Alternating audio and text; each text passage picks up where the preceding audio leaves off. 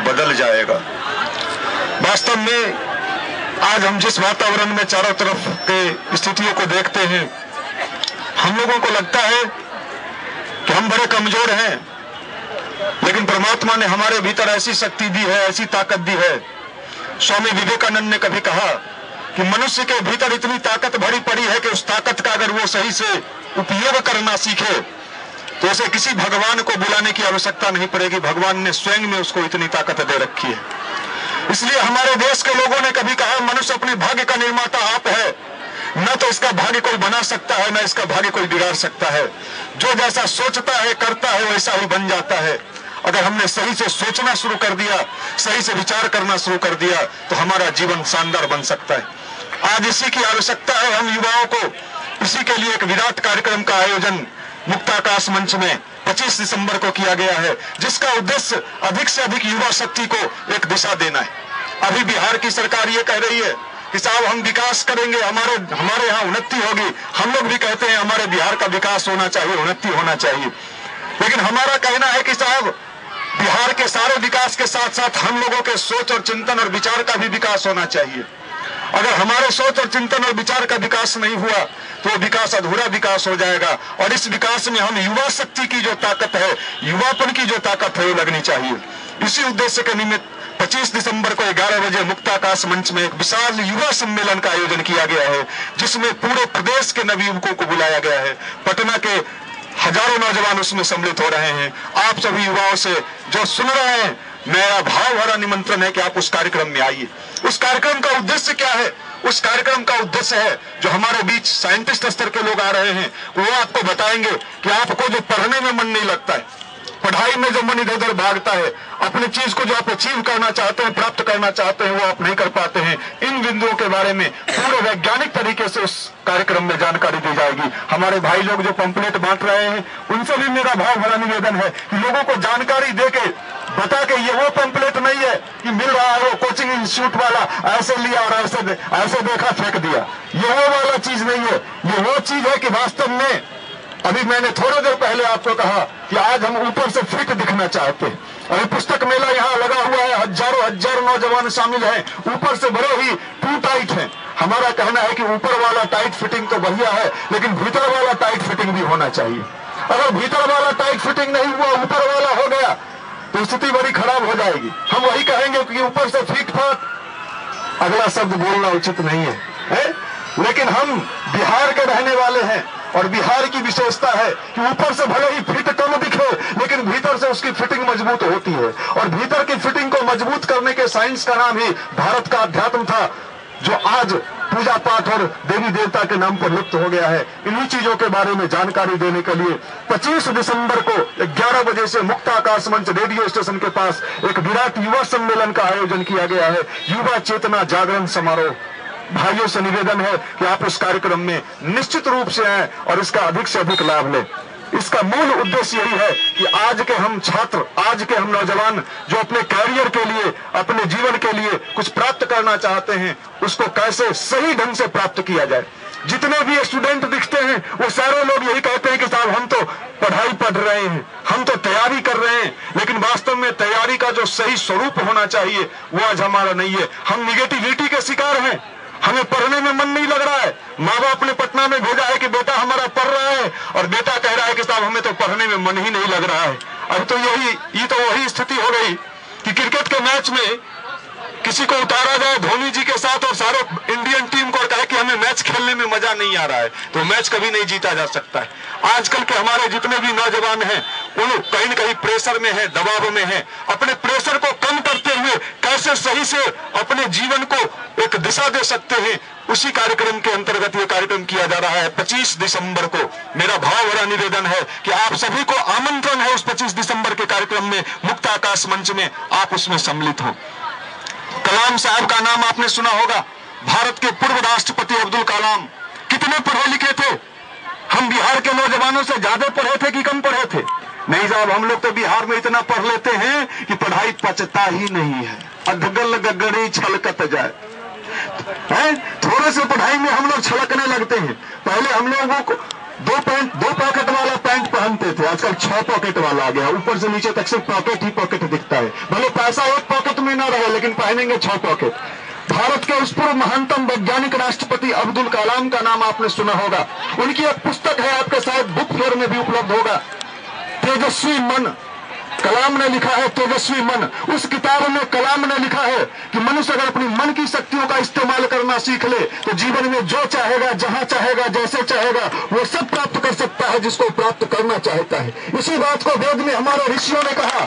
आज इसी बात को कलाम जैसे वैज्ञानिक कह रहे हैं कि भारत के युवाओं के भीतर वो ताकत है, वो शक्ति है कि अभी पिछले दिनों अमेरिका का राष्ट्रपति इस देश में आया और पार्लियामेंट में, पूरे पार्लियामेंट में उस अमेरिका के प्रेसिडेंट ने विवेकानंद का नाम लिया। अब शायद हिंदुस्तान का कोई राजनेता नाम लेने से हिचकता कि नाम लेंगे तो कहीं हम पर कुछ दूसरा लेवल तो नहीं लग जाएगा। पंचतंत्र की कहानी का नाम लिया वो अमेरिका का प्रेसिडेंट। हम और आप आज कहां हैं? हमें फिर से अपनी संस्कृति को जगाना है और भारत की युवा शक्ति में वो ताकत है और बिहार की मिट्टी में वो ताकत है कि मैं निश्चित रूप से कहता हूं कि बिहार देश को दिशा देने में सक्षम है। और वो टाइम आ गया है कि अब हम युवाओं को भी जगना होगा और दुनिया में अगर कहीं लोगों को शिक्षा लेना होगा तो वो कहेंगे तुम्हें जाके देखना है कि युवा कैसा होता है, युवाओं का व्यक्तित्व कैसा होता है, युवाओं का पर्सनालिटी कैसा होता है, तो बिहार में जाके देखो। हम वो युवा शक्ति चाहते हैं और इसके लिए जिस विज्ञान की आवश्यकता है वो विज्ञान है भारत का अध्यात्म। उस समय का बीए पास नौजवान, जिस जमाने में बीए का कोई वैल्यू था, 1800 कुछ ईस्वी में बीए करने वाला, आज तो हम बिहार में जिनसे भी पूछिए सभी लोग कहते हैं हम बीए हैं। बीए से कम कोई नहीं, जनरल बीए। एक आध लोगों ने कहा मैंने 2 बार बीए किया है, मैंने कहा एक आध बार और कर लीजिए, कोई काम नहीं तो बीए करते रहिए। उस जमाने का बीए पास नौजवान, जिस जमाने में बीए का वैल्यू था, स्वामी विवेकानंद गेरुआ वस्त्र पहने हुए, मुरेठा बांधे हुए, जब अमेरिका के शिकागो शहर में उतरते हैं तो अमेरिका के विकास को देख के दंग रह जाते हैं। उनके मन में इच्छा हुआ कि मेरे देश का भी इतना ही विकास होता जितना अमेरिका का विकास हुआ है। इसी बात को सोचते सोचते रोड के किनारे पलथी मार के बैठ गए। 2 अमेरिकन बगल से जा रहा था, युवा, चेहरा पर दिव्य तेज। और अगर आज हम युवाओं को अगर अपने चेहरा पर तेज लाना हो तो क्या करना पड़ता है? पहले लेडीज पार्लर था, अब लेडीज पार्लर घट गया है, जेंट्स पार्लर, लिपा पोती होता है। रगड़ दीजिए, भीतर वाला कुछ रहे ना रहे ऊपर से रगड़िए, क्या होगा? कुछ नहीं होने को है। भारत का वो युवा गेरुआ वस्त्र पहने हुए, मुरेठा बांधे हुए अमेरिका के रोड के किनारे बैठा हुआ है। 2 अमेरिकन बगल से जा रहा है, पूछता है आपस में ये कौन है? दूसरा पूछता है ये इंडियन है। इंडियन है, इंडियन मतलब गया गुजरा।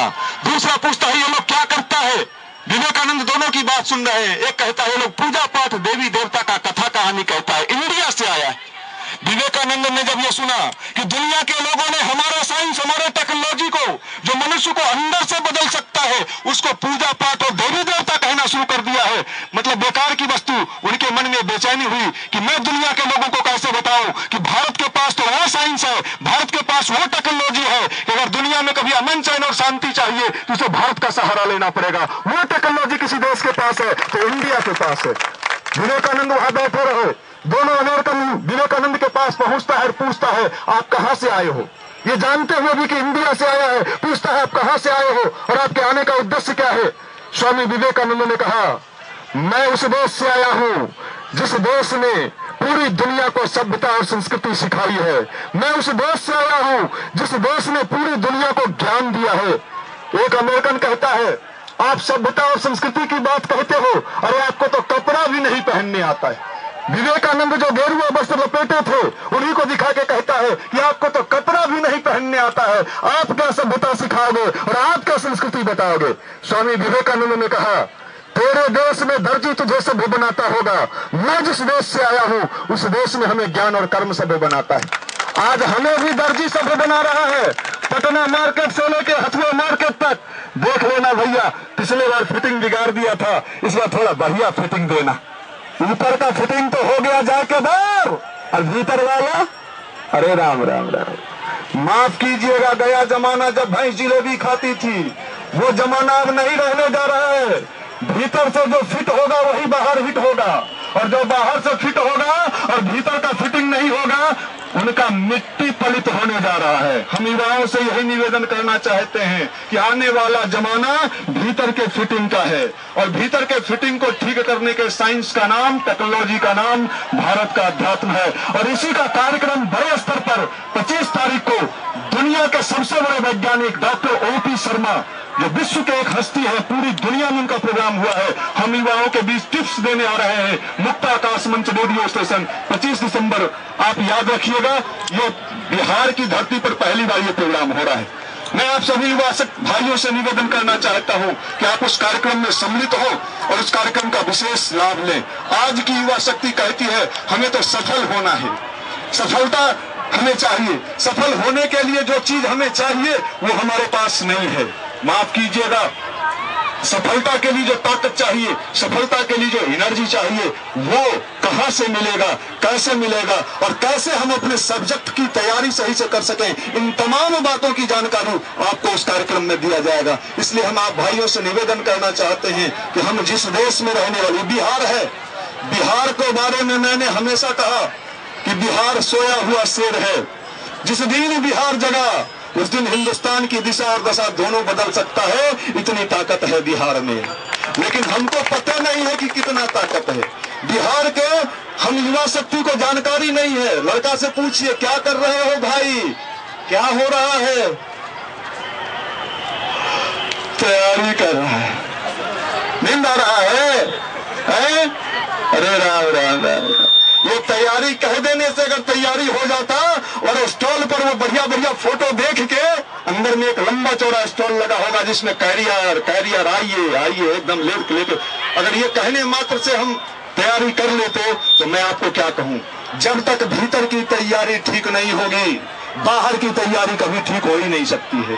और जब भीतर वाला तैयारी ठीक हो जाएगा, कोई माई का लाल पैदा नहीं हुआ है कि बाहर का तैयारी ठीक न कर दे। ये बाहर की तैयारी भीतर की तैयारी पर निर्भर करती है। मकान अगर बनाना है तो नींव मजबूत करना होगा, है नहीं साहब? हम तो नींव मकान तो बनाना चाहते हैं, अच्छे कंपटीशन में फेस करना चाहते हैं, लेकिन वो नींव वाला झंझट नहीं, शॉर्टकट वाला कुछ बताइए न, सीधे ईंटा उठा खड़ा करके कर देते, नहीं होगा।